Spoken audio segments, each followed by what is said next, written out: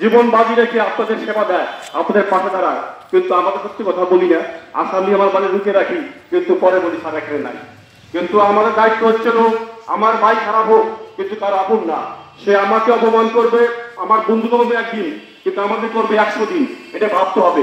সেজন্য এলাকার চোর ডাকাতি আমাদের বাবা বোন হতেছে, গরু চোর এবং ছিনতাইকারী কারা করে এলাকার লোক পর্যন্ত আছে, সেটা আপনার গোপনে স্যারের কাছে বলবেন, সদস্যের কাছে বলবেন, আপনাদের নাম গোপন থাকবে।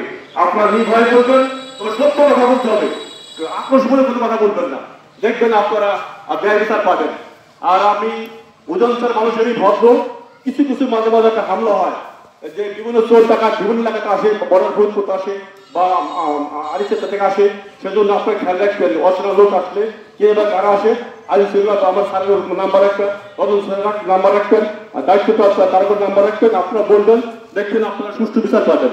খালি আপনারা পুলিশকে এত 20 জন বা 30 জন, আমাদের লোক বাস করে 1 লক্ষ, আমরা কেন ভুগবেন এটা? সবাই মিলে ভুগে নিতে হবে। পুলিশ আমাদের ভাই, আমরা পুলিশই ভাই, এইভাবে দায়িত্ব পালন করলে ইনশাল্লাহ মাদক